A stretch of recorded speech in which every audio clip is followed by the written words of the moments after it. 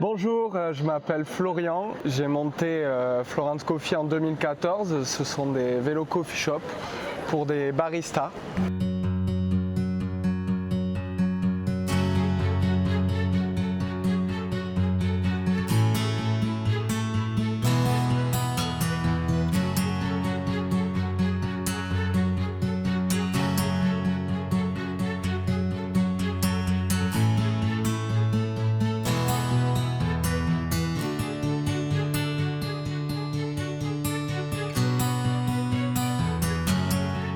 À la suite d'un voyage en Asie et Australie, en Australie j'ai découvert le café de spécialité. En Asie j'ai découvert la street food et à mon retour j'ai décidé de monter des coffee bikes avec une vraie machine de bar professionnelle, et l'idée c'est de mettre le même équipement que dans un vrai coffee shop. On a choisi des cafés de spécialité. Donc les cafés de spécialité, c'est essentiellement des cafés de petits producteurs où le producteur va bien faire son travail, et nous en tant que barista, on va privilégier ces cafés-là puisqu'ils sont éthiques, durables et avec des notes aromatiques différentes que les cafés industriels qui sont plus ou moins standardisés avec une torréfaction très foncée.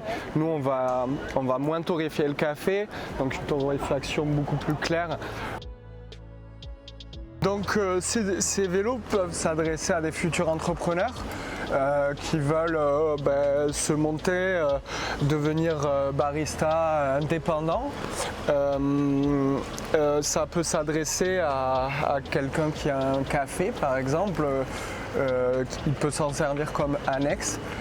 Ça peut valoriser son fonds de commerce, lui faire de la pub et aussi faire des événements. C'est une solution qui est dans l'air du temps.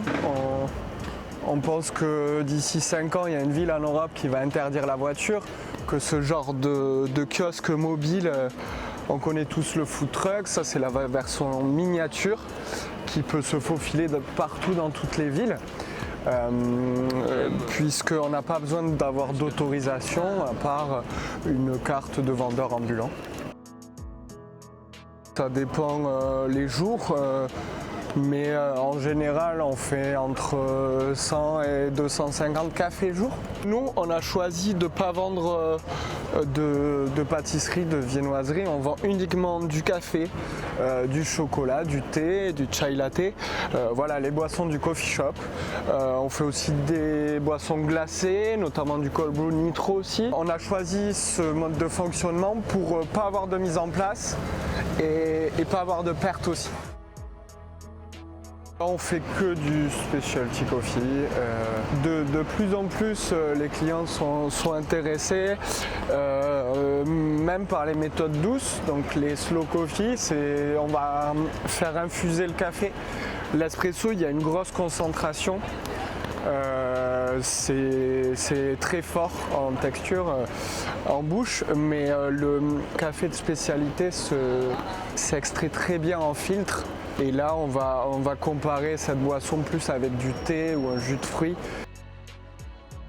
Le café en France, en tout cas l'espresso, dans la tête des gens, ça a un prix. Qui n'est pas très élevé. Je pense que les gens sont réceptifs à la qualité, arrivent justement aujourd'hui à reconnaître des cafés moins torréfiés que les industriels, à trouver ce côté acide, l'acidité que peut avoir les arabicas, assez intéressante finalement, parce que ça apporte beaucoup de fruits, des notes qu'on ne connaissait pas avant. Alors nous sommes devenus fabricants de vélos. Nous avons fabriqué une première série de 10 vélos. Les premiers prototypes ils sont assez standardisés avec l'essentiel du barista. Et après éventuellement on peut vraiment faire du sur-mesure puisqu'on est fabricant. Donc agencé vraiment comme vous voulez le vélo. Voilà, si vous voulez le moulin à gauche, le moulin à droite, des marques de machines spécifiques ou de moulins, d'accessoires, on est distributeur de pas mal de marques. Donc on peut vraiment équiper le vélo de façon sur mesure. Nous sommes déjà présents sur Toulouse avec plusieurs modules. Nous avons un réseau d'événementiel dans toute la France. L'idée, c'est pas vraiment de faire une franchise, mais créer plutôt une communauté d'entraide avec un savoir-faire, des produits de qualité, une application de géolocalisation. On est référencé aussi au Baristar. Baristar, c'est les étoiles du café, voilà, qui a été créé par Ludovic Loison il y a quelques années. Sur les premiers vélos que nous avons montés, on est parti de châssis hollandais et on a fait monter des caisses sur mesure pour pouvoir accueillir une machine à café professionnelle.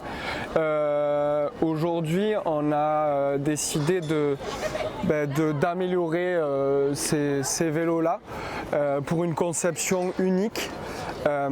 Avec une amélioration de pas mal de points, donc on a une assistance électrique beaucoup plus puissante.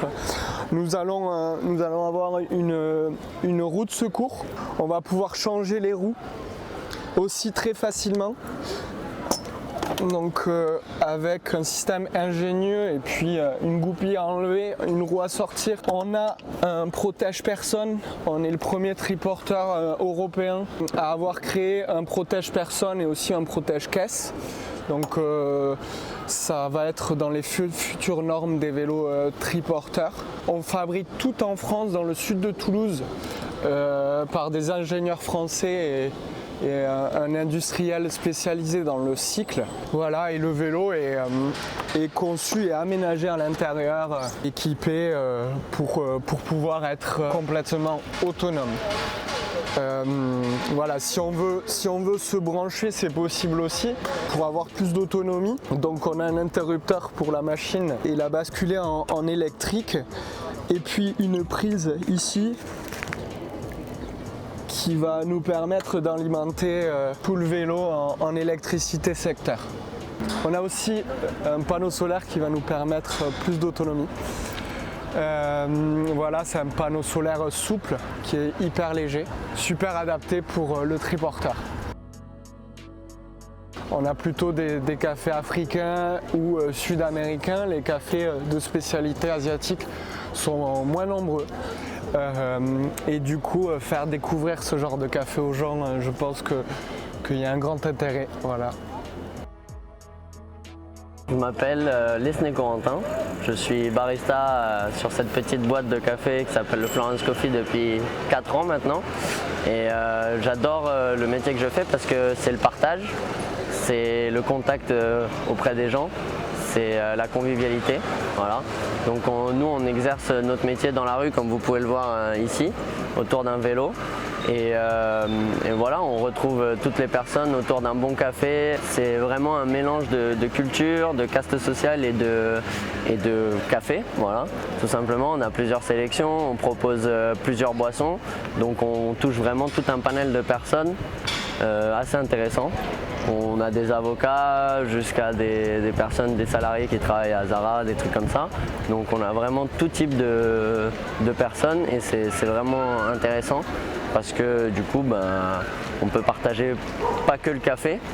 Bon, le café c'est notre passion donc on le partage bien sûr, mais on partage aussi toutes les expériences de toutes les castes sociales différentes, quoi. Donc voilà, on peut parler de tout et de rien et c'est ça qui est extraordinaire. Tous les jours sont différents, tout en changeant le café, etc. On a quand même des jours qui se ressemblent pas. Voilà. C'est une matière qui se travaille de plein de façons différentes. Donc c'est assez passionnant parce qu'on a les caféiculteurs d'un côté, les baristas de l'autre, les torréfacteurs d'un point. Après on a tout ce qui est importation, café vert. Enfin, c'est assez intéressant, le fruit est consommé aussi par des animaux, donc ça englobe aussi tout un aspect écosystème, nature, etc. Donc c'est super intéressant. Et je pense qu'il y a le côté social aussi. Voilà. Il y a la matière café, elle qui me passionne parce qu'elle est extraordinaire et très complète. Et la partie sociale, donc ça va être plutôt le côté service et le partage et ce qu'on peut connaître de la personne en partageant un café. Ça, c'est pour moi l'essentiel, les 2 points importants du métier que je fais, quoi. Aller dans les caféicultures en Asie ou dans d'autres parties du monde, partager avec les caféiculteurs, etc., ça, c'est extraordinaire. Ouais. C'est le rêve d'un barista, ça, un peu. Bah, je pense que c'est le rêve de pas mal de baristas. Ouais. En tout cas, le mien, carrément.